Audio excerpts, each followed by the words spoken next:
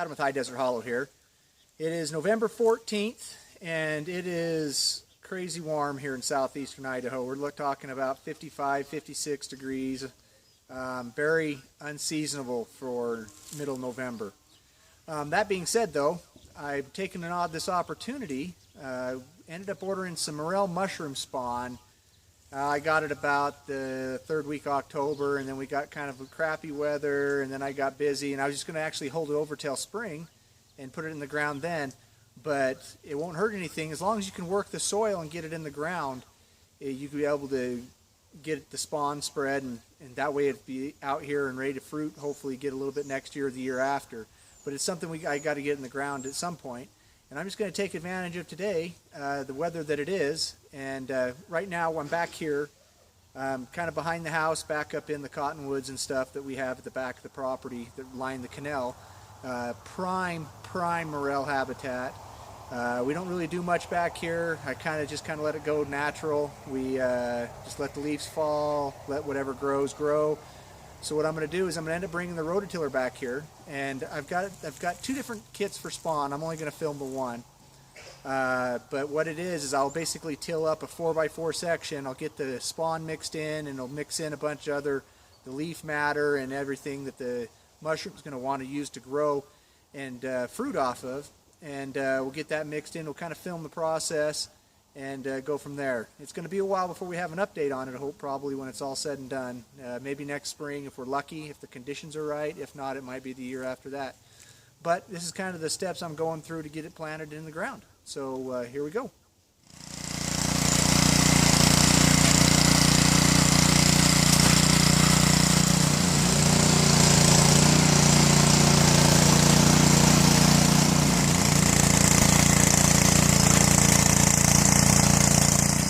Everybody, what I've got here is Morel habitat spawn, and I ordered this through G Mushrooms, which I believe is short for gourmet mushrooms. They're out of California. They were the ones that came most highly recommended from all the different videos and stuff I'd watched, and we've just got the habitat for it, so we thought we'd want to do it and try it. So, and as you've seen behind me, I've got that spot, and it said anywhere between 2x2, 4x4, anywhere in that range. So I've kind of got a spot that's, it's close. We're not going to get too technical about it. And in the instructions it said that I need to either do a raised bed or just directly in the ground, as long as it's got contact with the ground, because what the mushroom's going to do is it's going to send out its mushroom hyphae out into the surrounding area as far as it'll go, as far as there's food for it. And hopefully the goal is all this area I have behind the house, it's all this cottonwoods and stuff, it'll be totally taken over with Morel mushrooms. We really like eating them. We normally go find them in the wild, and when we do, it's kind of a treat because you don't find them very often. We just got the place to grow them, so we're going to try it. So what we're going to do, I've already got it prepped. I'm going to open this up, and all it is basically it looks like sawdust basically with the Morel spawn mixed in with it, and we'll spread that out over the pad. This patch where we want them, and then I'll just rototill that in. I'll bring you up here a little bit closer as I get ready to spread it out, and that way you can kind of see what it looks like, and we'll kind of go from there. That's the packaging of what we got. Is there contact information if this is something you're interested in? They also do more than Morel spawn. They've got all the different eating mushrooms that are real popular, the oyster mushrooms and all the stuff you see online. That you can get everything you need through these guys, but these are the ones that I found came most highly recommended for the actual Morel stuff. So what we've got here, if I can break into it,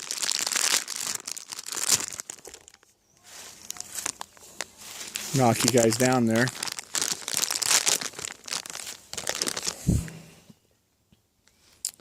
All right, basically, there we go. It's just sawdust, real fine sawdust. It's kind of moist.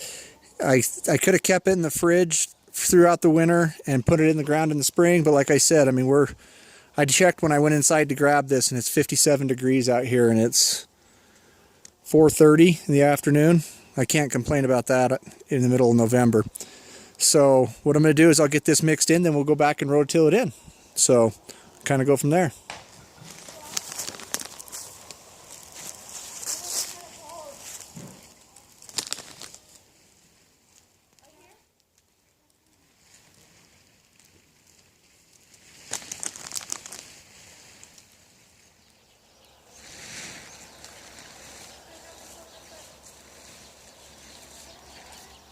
Spawn all spread out, nice and even across where I've got the ground prepped.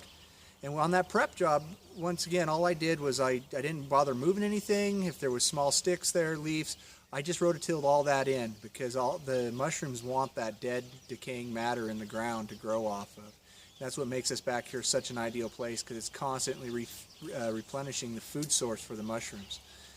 Just a natural habitat for them. So I'm going to go through and rototill things in, and we'll kind of see how it goes from there. All right, everybody, that's the Morel spawn's been incorporated into the ground. We've got a little bit of kitchen scrap in there. We've got the leaf matter. We've got dead sticks. It's just the natural habitat.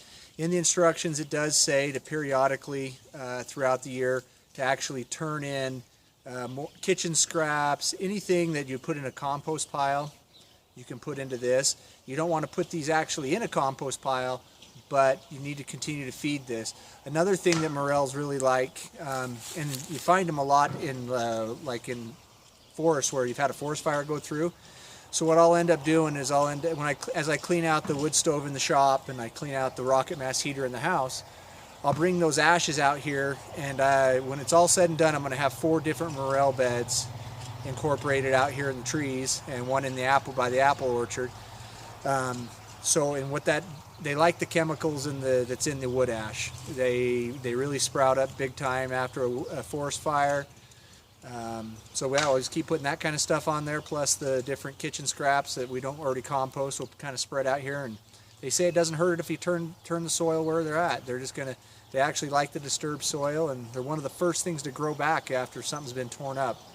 I guess you find them a lot in areas where they've logged too, because any place like a piece of equipment goes through and tears the ground up a little bit, or they have to make a road to get the logs out. You'll find them there as well, rather frequently. So that's what we got, though. So if we'll try hopefully next spring, normally April, May, it's about the time that I'm out turkey hunting is when I normally find them, and then find them on the river bottoms around here on the Snake River by where we live. And so hopefully once the conditions get right, to get the right temperature and the right moisture, we'll hopefully get some morels sprouting here and fruiting.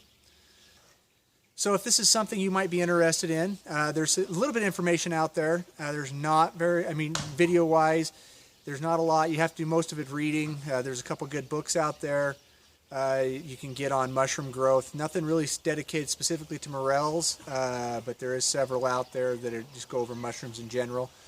I couldn't find a lot of information on growing morels outside per se. Most of the information I found was doing indoor grow type situations.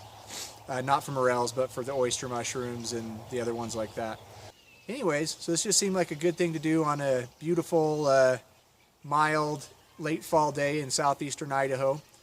And we're just here trying to promote more self-reliant lifestyle and modern homesteading. This is Adam with High Desert Hollow, signing out.